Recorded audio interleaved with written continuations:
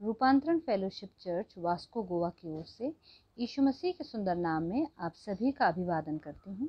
ये संदेश pastor Sunil Francis के संदेश का हिंदी अनुवाद है। आज के संदेश के लिए हम पढ़ेंगे मत्ती रचित सुसमाचार उसका 27 अध्याय और 29 पद।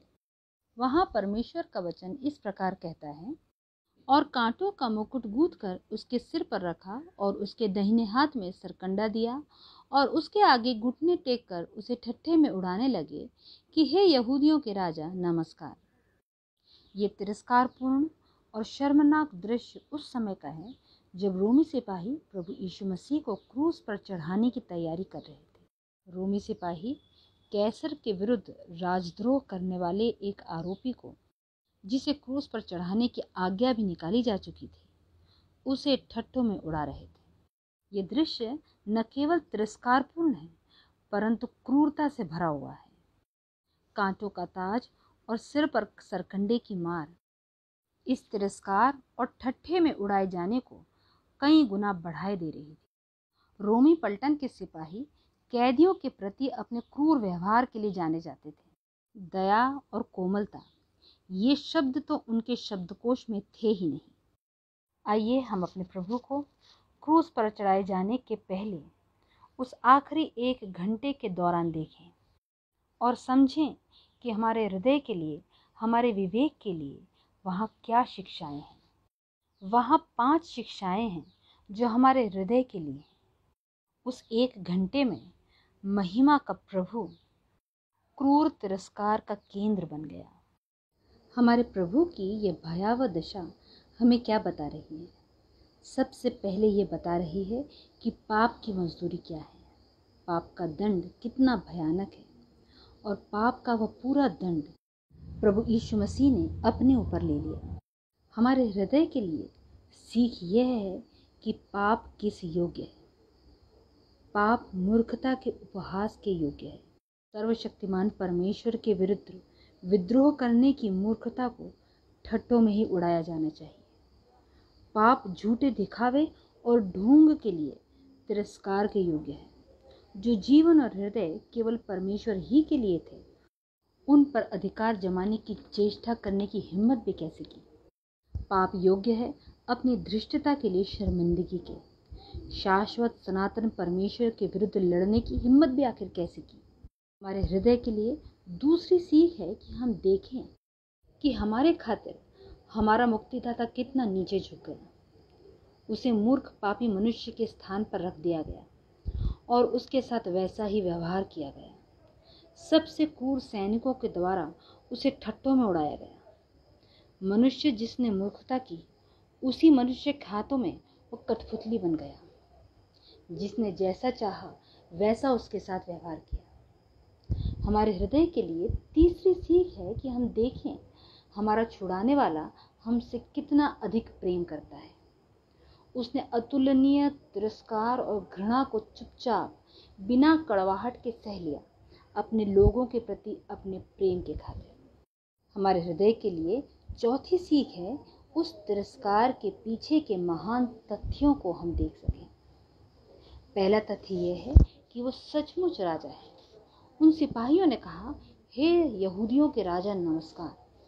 वो सचमुच राजा है, राजा जिसके सामने एक दिन हर घुटना टिकेगा और हर जीभ अंगीकार करेगी कि वो राजाओं का राजा और प्रभुओं का प्रभु है।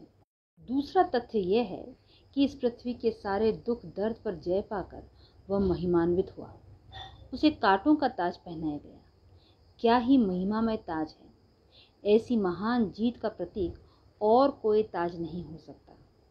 और तीसरा तथ्य है, वह निर्बलता के द्वारा राज्य करता है। सरकंडा उसका राजदंड है।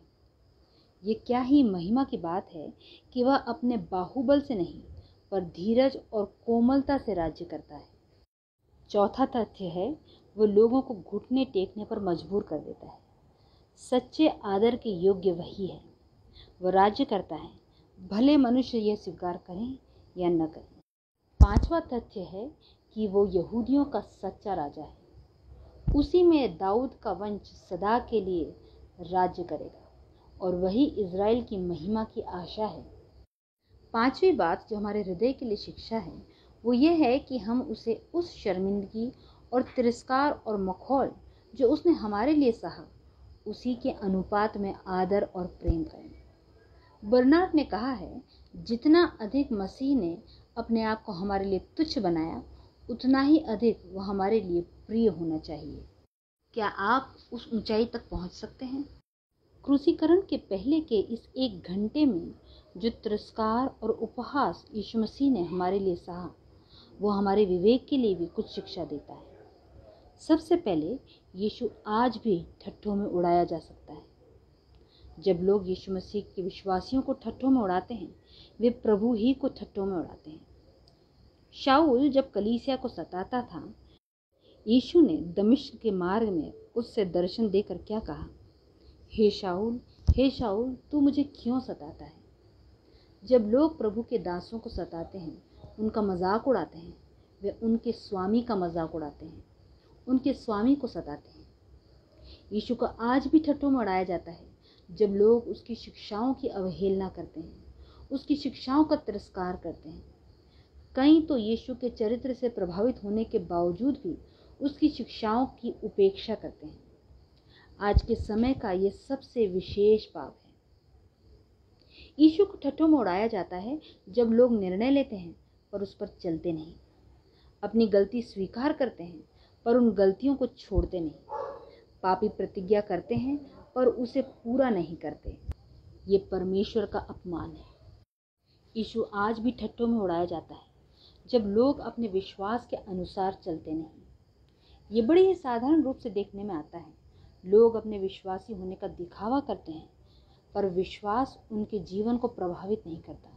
वे सत्य को ठट्ठों में उड़ाते हैं विश्वास के विपरीत काम करके। यीशु आज भी ठट्ठों में उड़ाया जाता है जब विश्वासियों के विश्वास का अंगीकार उनके चाल चलन से मेल नहीं खाता। प्रभु न करे कलीसिया का कोई भी सदस्य प्रभु को इस तरह सबके सामने शर्मिंदा करने का दोषी पाया जाए। हमारे विवेक के लिए दूसरी शिक्षा है, यदि हम यीशु को ठट्ठों में उड़ाने के दोषी हैं तो हमें क्या करना चाहिए। निराश मत होइए पर अपने पाप का अंगीकार कीजिए और अपने पाप पर विलाप करते हुए मन फिराइए। जो खो चुका है उसके लिए जो है उसे मत जाने दीजिए, विश्वास कीजिए और जीवित रहिए। अपनी गलती को दोहराइए मत पर मन फिराइए और अपने अपराध को छोड़ दीजिए। उदासी भरी चुप्पी में मत घिरे रहिए पर जिसकी आपने उपेक्षा की थी, तिरस्कार किया था, अब उसका आदर कीजिए।